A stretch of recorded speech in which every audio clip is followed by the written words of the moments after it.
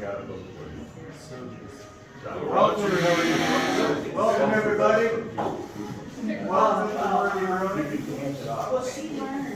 You are in the hop hall. I want you to imagine barrels in a row. You see popcorn, and that is the genesis of anti-war hops. It's all about imagination, right? Right there, the word, imagine. So my name is Roger Worthington. I own the place. I am, to quote Mr. Kesey, the bogus loony of this joint. And thank you for coming. This is going to be fun. The last time he was here was really exciting as well. So I can't wait to hear what Ken's been cooking up. None of it's real. Thank God. So we all follow it and understand it. But as a measure of a man's importance, I'm not here to introduce Ken Babbs. I'm here to introduce his introducer officially. But I just wanted to welcome all of you, and I'm as excited as you are about tonight. And I am so excited to read this book. I really am. This is going to be a pleasure for me tonight as I tuck in and turn on my little reading lamp and think about you and this book. So thanks for coming. The beer is flowing out there. I think everyone knows how to order beer these days. Look like you're a veteran crew with alcohol, so that's good. So, Amy? Julie, sorry. It's okay. Julie, not Amy, is now going to introduce the man, Ken Babbs. Yes. And I'm going to use the mic because we are recording, so it will pick up a little bit better. But, well, good evening and welcome to this special event brought to you by Roundabout Books, Wavy Gravy, and Tsunami Press. So I'm Julie, the events manager at Roundabout, and as you can see, I have brought a stack of books for purchase tonight that Ken will be signing after his little discussion. So if you're not familiar with Roundabout Books, we're over in Northwest Crossing, attached to the Washington restaurant, and we recently expanded and are about to celebrate our 6th anniversary. So please check out our website, roundaboutbookshop.com, for events, book clubs, and just other announcements of fun things happening. As I said, we're recording this event. We have all of our events on YouTube now. A very nice byproduct of the pandemic was we were recording everything on Zoom, and we decided to continue. So I'm so excited to welcome Ken Babbs, who probably needs no introduction to most of you, but just in case. Ken Babbs is a famous merry prankster who became one of the psychedelic leaders of the 1960s. He, along with best friend and prankster leader Ken Kesey, wrote the book Last Go Round. Babbs is best known for his participation in the acid test and on the bus further. I would say you probably are well known for many more things than that. But I want to welcome you and thank you so much for making the trip over the mountains to come and see us here in Bend. So please, everyone, a warm welcome for Ken Babbs. Thank you, Julie. That's very nice, very nice.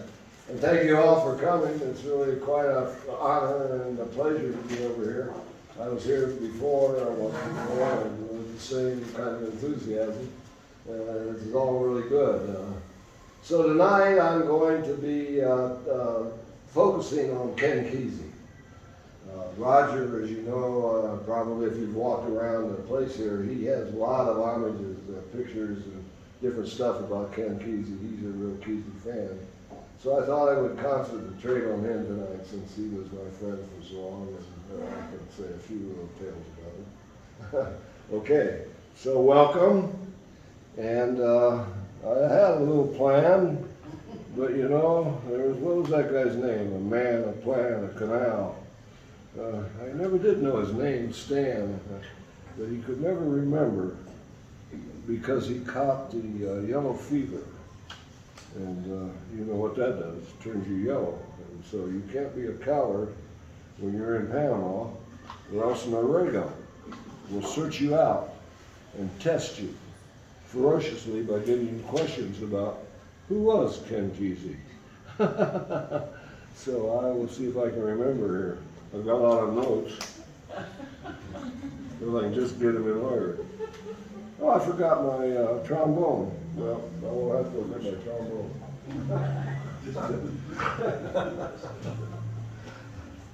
I got it. I went down to Eugene City Center. I saw Ken Kesey there. He was standing on the corner, so suave, so hip, so fair. He was talking to a bunch of students, letting them know right where it's at. And this is what he told them.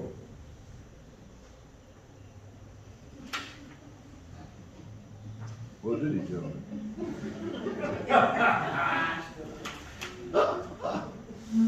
Here we go.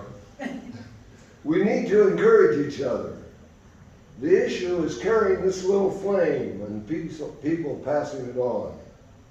All it takes is one person to know CPR, one person to stand up and say, I'm going to fight for what's true. Fascism wants baptism coast to coast. You can have 400,000 troops marching by, and just one guy could be standing alongside of the street yelling, fish, fish, fish. It drives them crazy. And that's something we all can do. And that kid asked him, looking back, what legacy would you like the younger generations to carry on? Love, peace, and happiness, extended in practicality to the simple act of helping one another out, being kind and generous.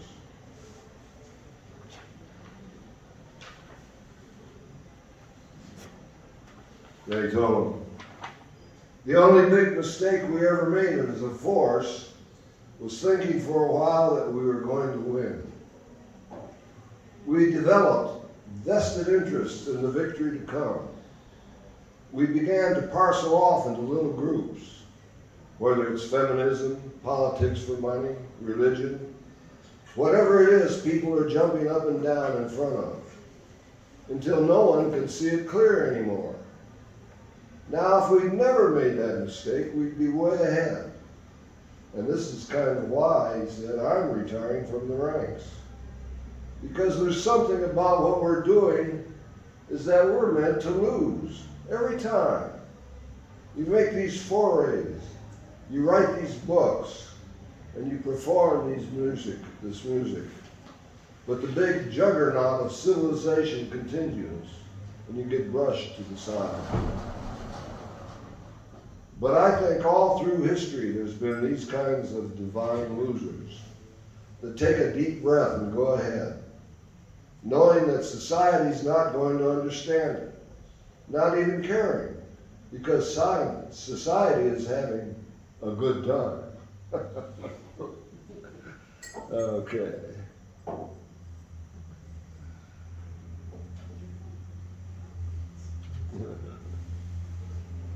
Well, there's a little story here too. It's a good one. We went on the bus that we had called Further. We took it to England one time and drove around. And we went to this guy's house named Ken Bride, and his family hosted a barbecue for us. We were overwhelmed by their hospitality. There were knockers and chicken on the barbecue and a big table with lots of additional food and enough wine to turn our teeth purple. The house was decorated with wonderful art. There was one painting with particular interest. It was primed and blank, ready for painting. The suggestion was made to have the pranksters paint something on it. Kesey seized the opportunity by lifting the 5 by 5 foot canvas off the wall, walking it out and laying it in the street. David went to the back of the bus to dispatch and get out the art box. All of the pranksters, including every curious little kid from the neighborhood, set about putting their Dave Clow handprints on the canvas. While the paint was still wet, Kesey directed George Walker to drive the front tire over the paint, leaving the bus tire track in the middle of the canvas. The result was the most colorful work of modern art ever created this century in Britain. Kesey carried the painting into the house and hung it on the wall, and I signed it, Pranksters, 99. The drive back to the hotel that evening was a good study on how to create chaos into the night. Merrily, merrily, merrily, life is but a dream. Yeah. Okay. So, since I said we were going to talk about Kesey, we'll move into him now. In the beginning was the Word, and the Word, it was good. Good words have power, Kesey knew, like Shazam, Shazam, Shazam. You all remember that, don't you? Yeah, maybe. A single word can change a crippled newsboy into a superhero. Words can get you in trouble. Words can also talk you out of trouble. Words can keep you alive. That's the spirit. Kesey was a master wordsmith. His words pop the pompous balloons of falsity. His words trumpet the lasting visions of the truth. He slices and dices words like a spinning kitchen appliance, blows words like a spontaneous jazz musician, uses words to instruct, to illuminate, to describe, to evoke emotions, to entertain. Like a ventriloquist, they pop out from someplace else. In his own words, he describes his favorite style of writing: ongoing honesty with a little fancy skill salted in. This is something men should know and understand themselves, he said. A man should be allowed to be as big as he thinks he has it in him to be. This is also one of my convictions. A goddamn good thing to base a story on. A philosophy that is needed, not overworked, and nobody has done it well just yet. I tried in my last book, and I'm trying again in what I'm writing now. But man, it's big. The whole idea, it means giving the finger to any notion about God or any other all-powerful being, and saying, man is it. Man has got to be it. Man has to be as big as he can possibly be, or we ain't got nothing. Make the hero bigger, not bigger in size. He can even be bigger in smallness. But I'm hung up on heroes. Give me stompers and roarers with hands like plowmen, plow blades. Make him loom down the track like the 6010, 20 minutes late, hair streaming out behind like black diesel smoke, elbows like rods, knees and feet a blur of circular blue steel, and yellow teeth raking out in front of him like a cow catcher. I think I see some of you guys here now. Let's see this.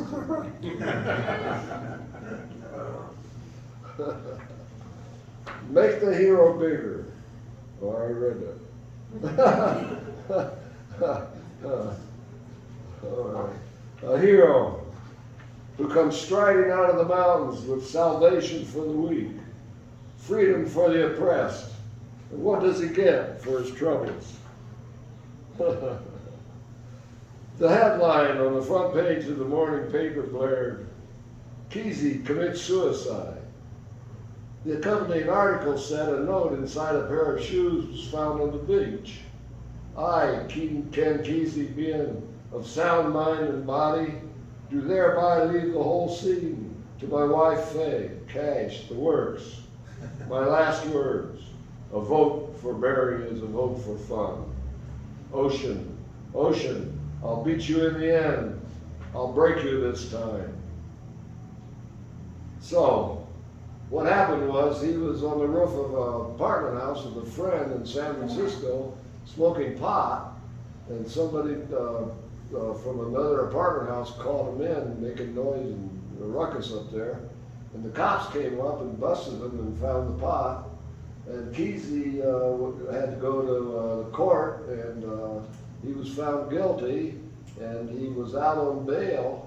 And that's when he jumped bail and faked his suicide because he didn't want to go to jail, and split for Mexico. And he went down there and hid down in Mexico, and At the time, we were doing what we called the acid test. When we took the big bus further to New York and back, we filmed and taped the whole thing and came back to make a big time movie out of it that would show in the theaters. And so we had the sound and one big reel on this machine and a picture on the other thing, and the picture's going along and the sound's going along. And it started out, the bus is roaring down the road and Neal Cassady's at the driver's seat. And okay, who here doesn't know who Neal Cassady is? Raise your hand. Everybody knows who Neal Cassady is. Yes. The most famous beat character of them all, Jack Kerouac's best friend. Moriarty and On the Road, you all know that. Okay, so he and Kesey became pals and he drove our bus. So the movie that we're watching is Cassie at the wheel, the back of his head showing from the camera in the back of the bus. And he's talking out, tell you what, Chief, these prices, I mean, they're getting kind of hungry. We gotta stop here and get some rat burgers or something. They're gonna fall down in the aisle and be puking all over. Ah, there's a red light behind this other cop. Oh my God, we got pulled over. So he always, when he got stopped by the cops, would jump out and he'd be getting his driver's license out and talking to him and mouthing it, and they'd be looking at him like, and Kesey and I said, go out and talk to him, Babbs. So I'd go out there and I'd get my wallet out and show them my Marine Corps or veteran card. And they would ignore Cassady. And he would get so mad at me. He'd just be there furious, gyrating and shaking his fist at me behind the cop's back. So, what does this all have to do with? Kesey. Just to give you about the sound of the film. What about? The sound of the film. Oh yeah, that's right. So the sound on the bus when we were filming and taping, we had a reel-to-reel tape recorder. Remember them? This old Sony, and it ran on 110 volt power. And so the camera had its own battery, ran 24 frames a second solid, and never varied. And so what are you going to do? We tried an extension cord, but I mean, how many extension cords you got to have to get from La Honda, California to New York City? So we had a generator on the back of the bus to provide 110 volts power, and it would be going all the time. And we called it the generator, because we were always on the bus up and down, we were generating to the generator. And sometimes the generator real fast. So, at the end of the bus trip, when we're watching the movie and playing the tape, the movie's chugging along there at 24 frames a second, and the tape recorder's going, and Cassady, Chief, we ought to get these pranksters some timers. They're not pretty soon, they're going to be timers, and they're going to be down. No,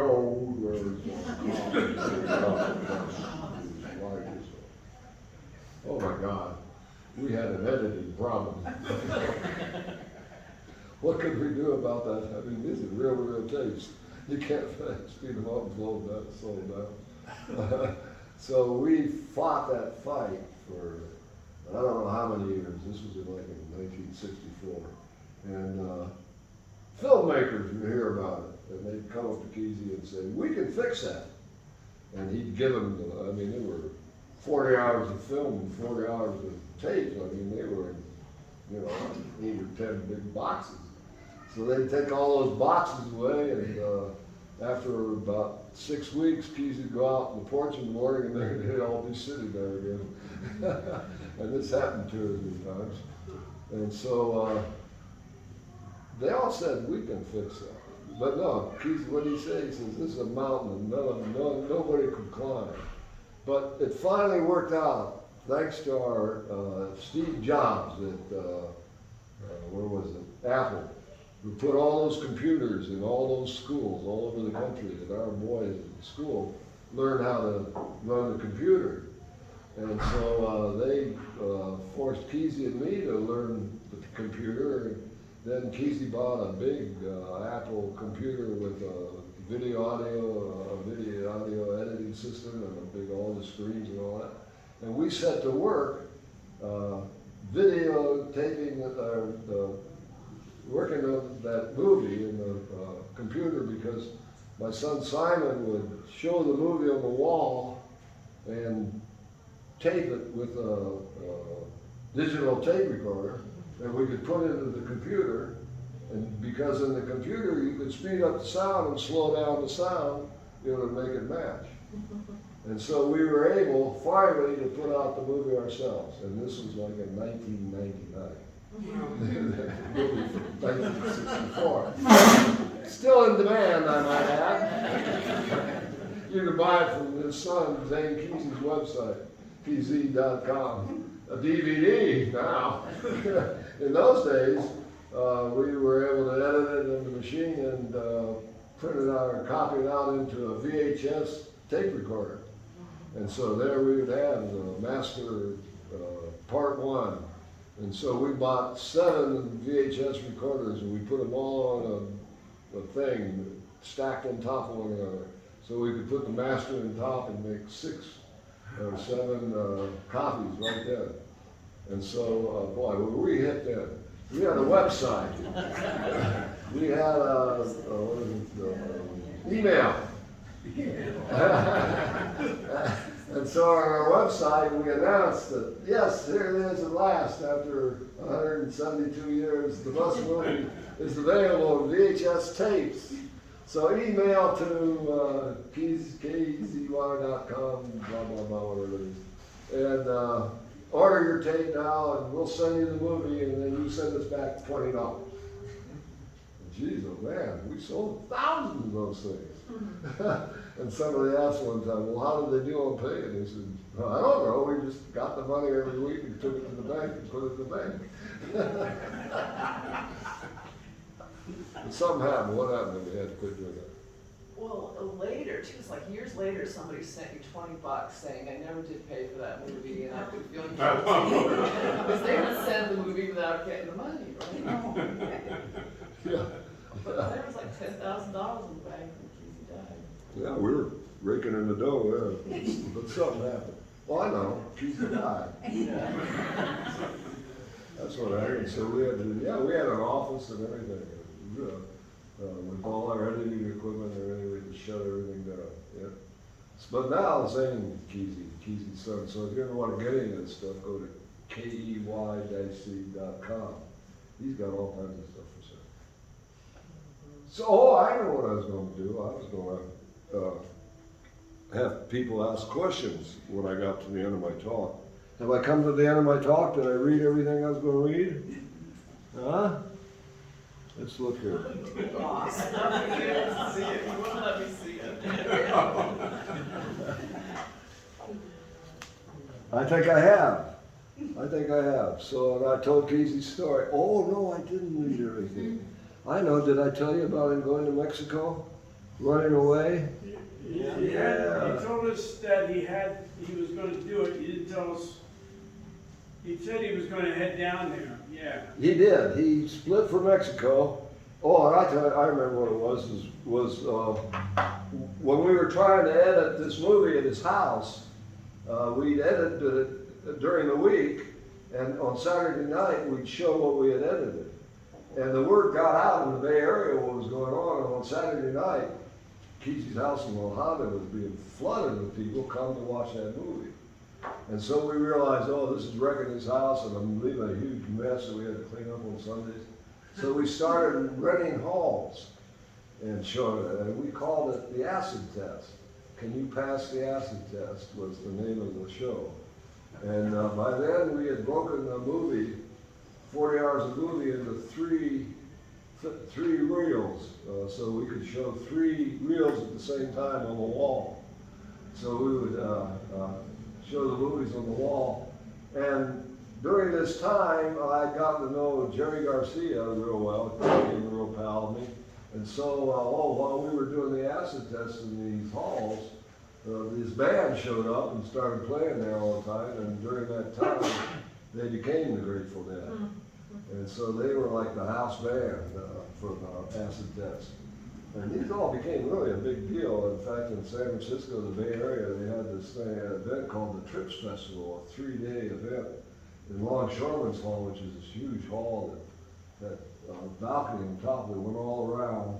And we had this buddy named Don Buchla who helped build the Moog machine, you know, what they call one of those synthesizers, right? So he had his own synthesizer, and he put 10 speakers, 5 on each side around the balcony up there, and he had a keyboard here, which you could play the synthesizer on, and you could run the sound around here and back and forth. Boy, was that fun to play with, because we were all up on top there. We had our setup there too, because we always have the microphones going and sound system going out into the crowd down below, the speakers going. One of the best speakers we had was this huge speaker, a huge speaker from a movie theater, you know, with a big cone like that and everything. And we hung it upside down from the ceiling, the speaker, and it had a strobe light in there. So all the music and everything would be pounding down through that speaker, and the strobe light would be going, and people would get in there and dance. Boy, was that a trippy little thing. See parts of them dancing all the time. LSD was legal then? LSD was very legal in those days. That was the beauty of it. That's right. So how did that come Where about? did you procure the I acid? was just thinking about that. Where did you get the acid? Well, Owsley? Owsley, Was Owsley Stanley making it for Owsley, you guys? whose wife actually was the chemist, he was the guy that distributed the acid that we had. Well, I know where we got it. I remember now. You just gotta have it click around in there for a while. Lands on where it's supposed to be. So what was I gonna say? Oh, Kesey, when we both went to Stanford grad school in '58. That's where we met, in the writing department. Well, I was in Naval ROTC, and I had to go into the Marine Corps at the end of that year. But he got a job at the VA hospital in Menlo Park, right across the street from Stanford, working in the mental place. He'd sit up in this little room and watch the patients down in the day room, make sure they're all okay. That was his job at night. And before that, he had gotten a job with another guy as a guinea pig for the government. They were experimenting with different kinds of psychedelics. At one time, the government wanted to use psychedelics as part of their warfare, either with their own troops to make them crazier and better killers, or with the other troops to make them crazier and weak. And they found out, God, they'd give them to both sides, and next thing you know, they'd be out there partying, playing guitars, and having an acid test. So they had to quit doing that. But anyway, Kesey was one of the guys that was in the experiments, and went in there for $25 and came out. And he and a couple of the other guys realized that sometimes they got placebos and other times nothing, but every once in a while they got something really good. And they made a pact that when they got that really good stuff, they'd act like nothing was going on, because nurses would come in and take their temperature and blood pressure and all that and see how you're doing. They pretend, oh, this is nothing. I'm regular.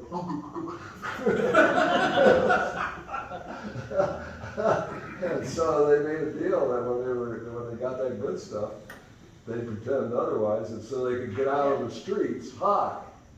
Because I know you all know acid hits. You know the most fun being high is out on the streets. There's always a scene going on in a 7-Eleven at midnight.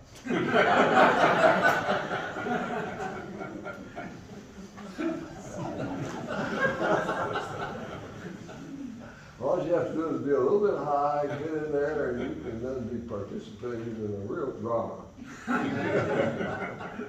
that's being made up on the spot. And it's never been, in my experience, scary or threatening or violent in any way. It's just everybody really having a good time. So how did Kesey get the acid? So how did Kesey get the acid?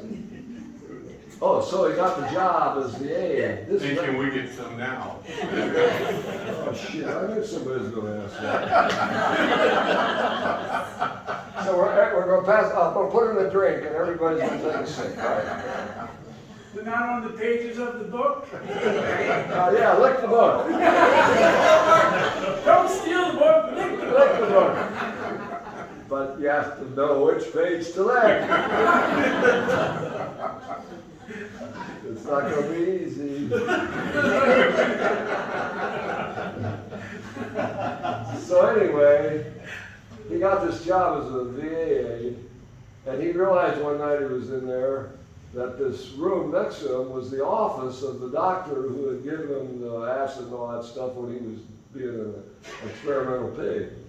And so he went up on the wall and got the keys, and he went in there and looked around, and he looked all around there, and he went to the desk, and he pulled out the center drawer, and there was a bottle in there, and he picked it up and looked at it. It was 500 tabs of pure Sandoz LSD 500 milligrams.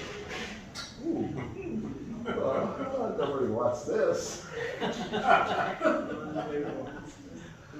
So, yeah, I know, unbelievable is right. Yeah. But it turned on a lot of people, a lot of friends. That's how we all turned on. Yeah, it was a wonderful thing.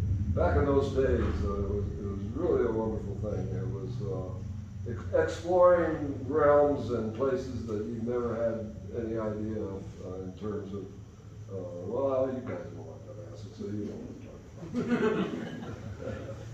about it. But the same thing, it's not something I do all the time. In fact, I've done it for years and years and years. I think once you're high, you're high.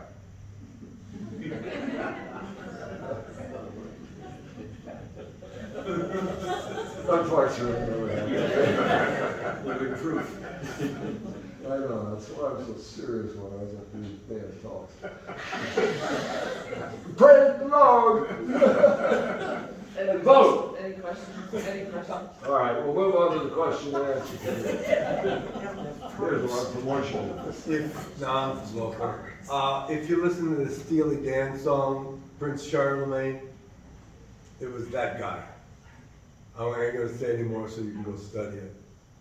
He was the guy who gave them, who made the acid after all that stuff was used up. Oh, really? In America or? No, here in America, Steely Dan, you know the band Steely Dan? Yeah. You know where they got their name? I'm not sure, but I I know. know it was the name of a dildo in William Burroughs' mind. Everybody do that. I'm glad to be able to pass on some knowledge. Historical, important knowledge. Anywhere you go out and pull that at a party. Hey, you know where they got the big Steely Dan? I have the most success when it's at one of those things you go to after church, you know, where everybody has coffee and tea and stuff. Hey, I'm not here nowhere. They put in their coffee. Steely Dan. Okay, where were we? Question. Nobody has any questions. All the questions have been I got answered. one. What did Ken Kesey do when he was in Mexico?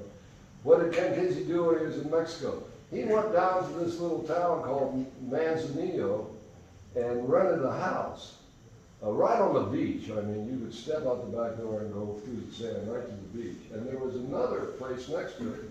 It was a Perina warehouse that was empty. And so we had been doing the acid test. He left it in my hands, and we moved to LA. And the night that LSD became illegal in California, we were doing an acid test. And during the test, I went and got all the pranksters one at a time, took them on the bus. I said, okay, what do you say? We split this scene and go to Mexico and hook up with Kesey. Yes!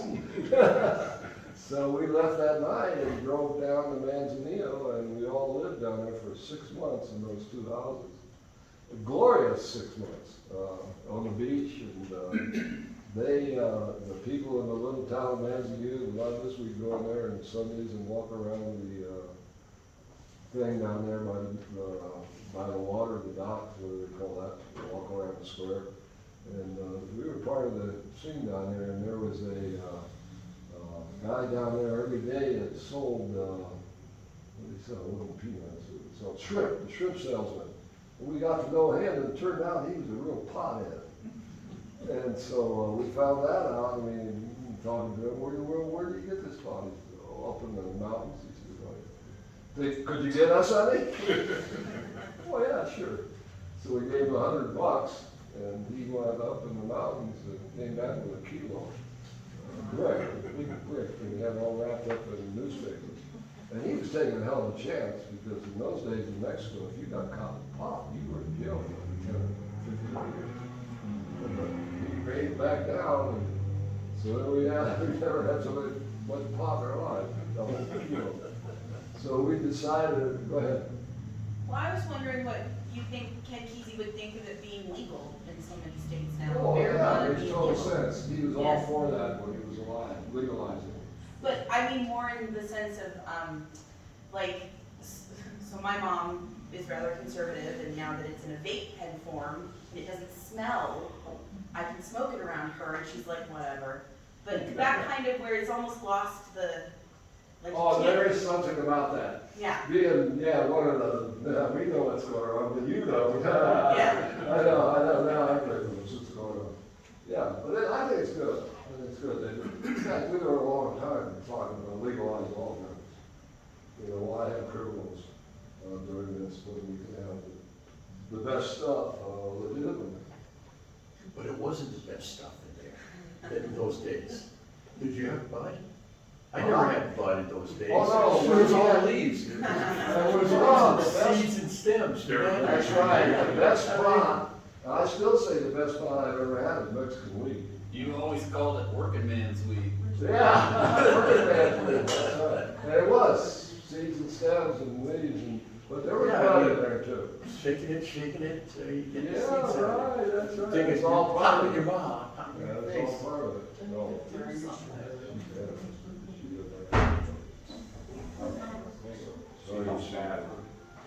Sorry, she. Yes, ma'am. How did you pay the bills? Who was paying the gas? That's a good question, but the answer is we always had some kind of a job. Different people would have different jobs, and we always, when we had kind of group living and all that, all the money was going into one pot. But somebody always had to be working to bring in money. Now, when you're traveling, you don't have a job. So you would just save up enough money to go to New York. Yeah, credit card. Well, Kesey had money, didn't he, from the books? Kesey had Well, money. yes, he had money, from that books, but he at least put that pretty fast. I don't know, we always seen the man in the field. Yeah, that was a good question. Money was always something. In fact, I remember a lot of times we left Kesey's wife, Somebody had something. was managing money, and we'd have to stop in somewhere in town and have them wire us $1,000. What did they do with it in those days? Western Union. Yeah. So she wasn't with you? No. Ah. Okay. But she was in Mexico. Oh, yeah. Yeah, she had all the kids were in Mexico. So, you decided to come back. To Mexico. Our visas, that's good. I'm glad you told me. That's great, one of the great Kesey stories. Our 6 month visas were expiring, so we all decided to come home. And so most of us took this truck we had and loaded up all our film and everything and went over, but Kesey came later. And I can't remember how he got to the border, but there was this Mexican there, and he went up and made a deal with him. And so we were waiting on the other side of the border to see if he could come up. And we were at some funky border crossing, where it was just a little stand and 2 guys there, and no beats or anything like that. And so here this burro came along, and this guy is on there, and he's got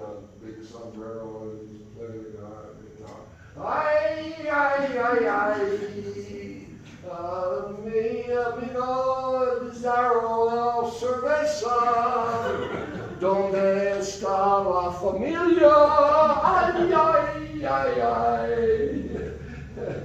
He just comes strolling across the border of that borough and then gets over where we were all waiting for him, gives the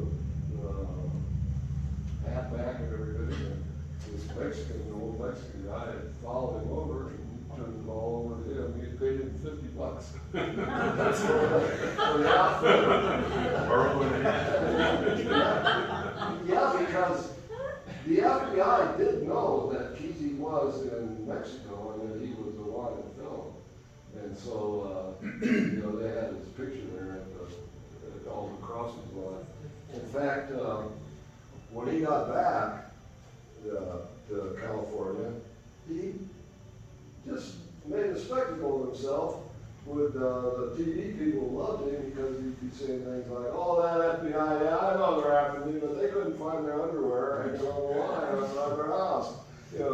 Mocking him and all that. Oh, they were really mad at him. So he one day was driving down the 101 freeway from San Francisco, and he looked over the car next to him and saw these two FBI agents that were after him in the car right next to him, because he knew who they were and they were on TV all the time.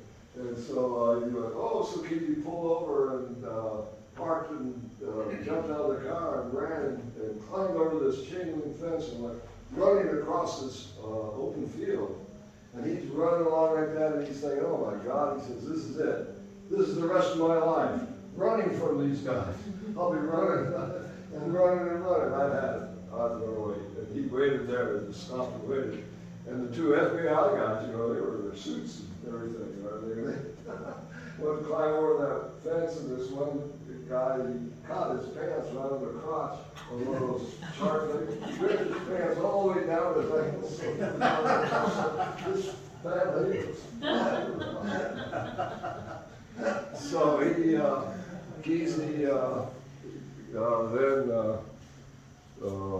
got sentenced, and he did 6 months in the California honor camp in whatever county it was. And the honor camp, his house in La Honda, up on this hill, the property line was on this side of the hill, and the honor camp came right up to that property line. So he was in this honor camp, and they were out working on the brush in that hill, and he snuck off and climbed up there because right at the top of the hill was a spring, and he had a little blue cup in there, and he wanted to go up there and have a drink of water out of that little blue cup. And he took a hell of a chance, because if he'd been caught away from the group, he had to do the rest of his time in a jail down there in San Mateo. So he did his time and came back to Oregon, and everybody settled in Oregon. His dad actually bought a farm, and his son bought it from his brother Chuck, and then Kesey bought it from Chuck, where he still this place exists. So when, while he was in the honor camp, had you already gone up to Oregon? Yes, I had moved to Oregon by then. By then you were up there too? Yeah, because before he went, he had that place. Is that right? I think so. Weren't you there? I think so, yeah. Because when he was in the honor camp, all the rest of the pranksters were up at his farm. That's what I was wondering. So everybody's up there and you got out, you just headed up? He came up there and took it over, and it was in 1969 that Woodstock, that we all went to Woodstock and left Kesey there alone. He didn't go. And so he finally had his place all to himself. How long a trip was that? What? From when you left Oregon to go to Woodstock and get back, how long were you all gone yet? You remember? Yeah, I think we moved up to Oregon in 1967, and then in 69 we went to Woodstock. Okay. Yeah. Did you start farming too? Well, yeah, out by our own place, we have 6 acres, we farm that. I worked with Kesey on his farm all the time to that. Hay was a big thing, and cattle. So speaking of back to Oregon, Ken, so 1972, I've always been curious about the field trip in Bonita. I always love listening to you open the 72 show. Yeah. Yeah, so, and then 82, what happened around 92? Because I was just out of high school then, and I have, you know, a remembrance of how that imploded, but Okay. do you have any stories about how that got put together and Yes. fell apart? Okay, well, for those of you who don't know about it, let's see, Kesey's brother Chuck and his wife, Sue, ran what was called, still is, the Springfield Creamery. It was in Springfield. And they were having money troubles, and so they decided to put on a concert on a Bonita in the field, and they got the Grateful Dead to perform. And the money from it they were going to use to get Sullivan again. And so this was in 1972, and it was one of the greatest outdoor concerts ever. It was made, it was filmed totally, and you can still get that, watch it on YouTube. It's called Sunshine Bakery. It's fantastic. It's really good. The Grateful Dead were at the top of the game there, and they were looking into the sun, and it was 102 degrees that day. By the time the sun was all coming down there, the instruments were all out too, the drummers were all following their heads. The last number they did, Dark Star, it's like, that's some weird classical number. It's the best one ever. Okay, then 82, they were going to do it again, and did. Another show in 82, and the Grateful Dead did play again. That's kind of ordinary, at the same place and all that. But in 92, nobody was doing it, but this friend of mine, John Swan, decided to do it at his place. So it's a real scaled down thing in his backyard. And then that was the end of that. The swamp thing at Kesey's house. What No. was that? Was that 92 when they did it at Kesey's house, Scott? Yeah, that's what I remember. That's what you Oh, got that yeah, night. that's And right. Jerry was having drug problems back then, so. I forgot about that, Ken Kesey back in the swamp, he did one. We had a stage there.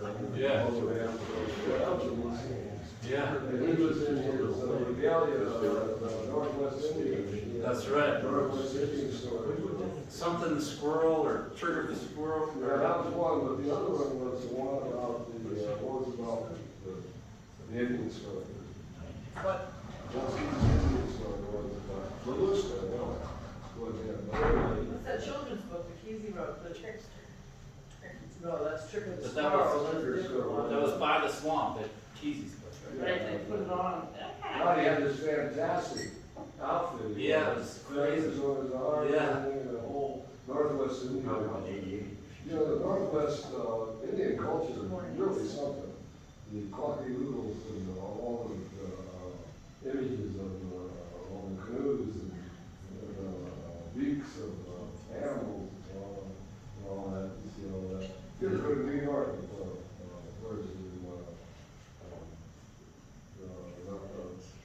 The museum there, they've got a whole section in the basement of what we did. Museum of Natural History.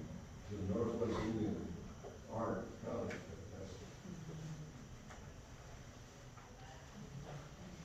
I got a question. Well, where's the original bus? The original bus sits in what they call the bus barn at Kesey Place. It was sat in the swamp for years and years and years. But then Zane Kesey, his son, dragged it out of there, and he wanted. He still wants to restore it. They have things happening on their website all the time, raising money to restore their business. Oh my God. You know, there was a second bus, which is still running and everything, and Zane runs that. That's really a good bus too. That's what you know.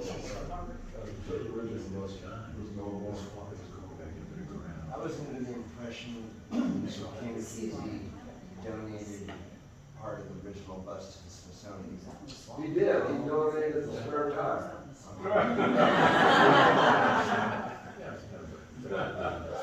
They paid for you guys to go out there, right?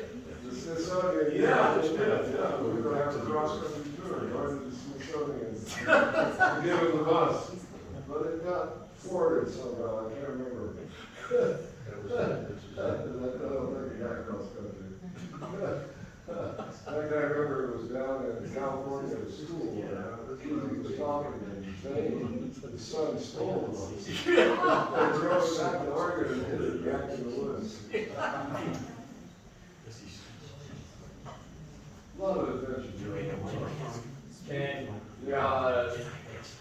what, I mean, the whole era during, the height of the 60s counterculture and everything else that you're involved in, the acid test and all that, I mean, it's a very romanticized period of time in my mind, but in reality, it was a time of great conflict on a nationwide scale, and I'm curious to what, you're at how you see where we are currently. I mean, I think in Oregon, we've advanced a lot with as far as, drug laws and, trying to stand up for the rights of all citizens, but on a nationwide space, we're still, even maybe more divided than ever.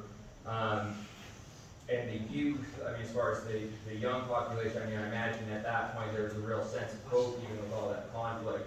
I feel like the young people now are pretty apathetic in a lot of ways are pessimistic about the future. Things are don't look great in a lot of ways, even if, some things have advanced. So, where do you think we're headed with that? Do you think there will be a resurgence of hope in young people like there was then to stand up for things and, do these very extreme in some cases, and maybe even illegal acts at the time to make that cultural change, or are we at this point just kind of too far gone? Is there hope? Well, yeah, I think there's absolutely hope. This country has gone through a lot of different things, different turmoils and all that, and always come to, and it will again. And you can't really generalize, about like the young people, It's impossible. There was a great thing during the 60s of kind of cohesion and people all the same wavelength and all that. But we're really divisive now, but I don't see anything wrong with that. What everybody has to remember is violence does never accomplish anything except to get your head beat in. And so the people have to be smart. It's really got to do with education and intelligence. And doing the right thing and having the leaders of step up, and say what is right and what is not.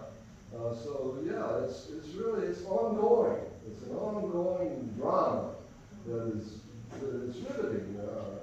See how it'll turn out. You gotta admit, we have to admit our lives are pretty damn good. All this stuff we read about and hear about and everything, it doesn't touch us very much, thank God. But we have to stand up, for what's right when it comes. And I think there's a lot of people doing that, but, there's extremists that are just going to be crazy up there. Turn them on. Dose them.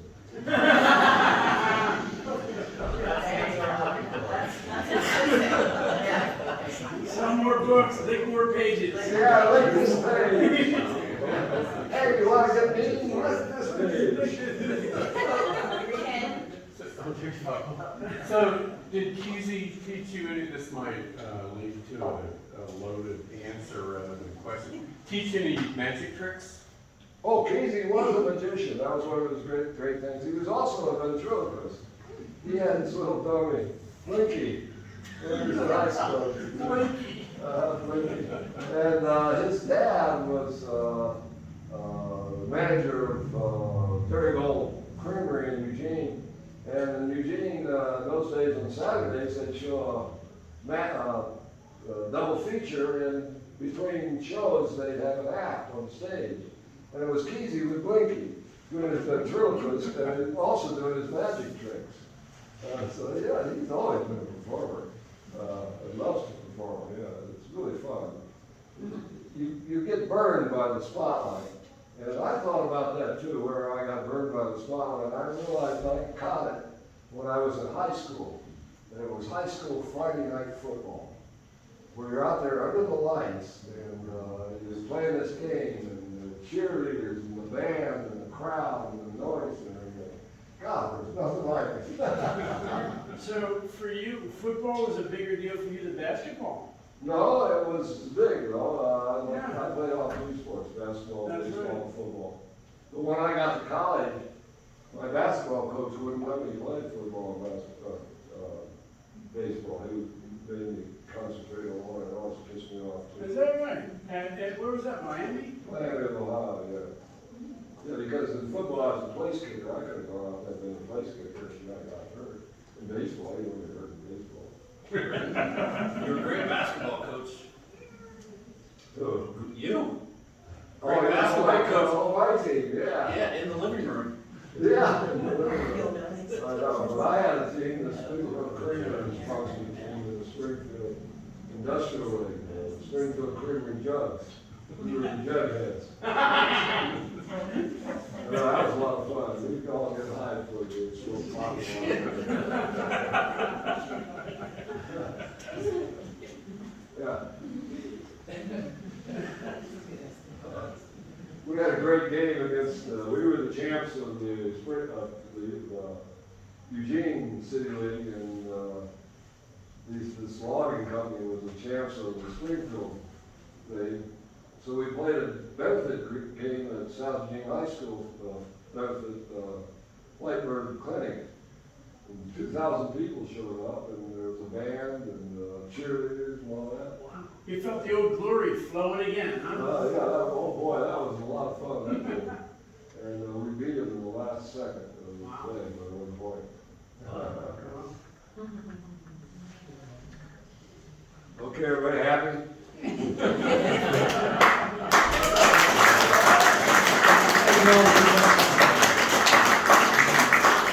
If you want to buy a book, come again and I'll sign it for you.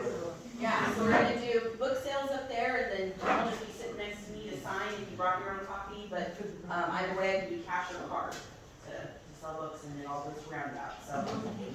This guy grew up in our neighborhood, and he played basketball in the living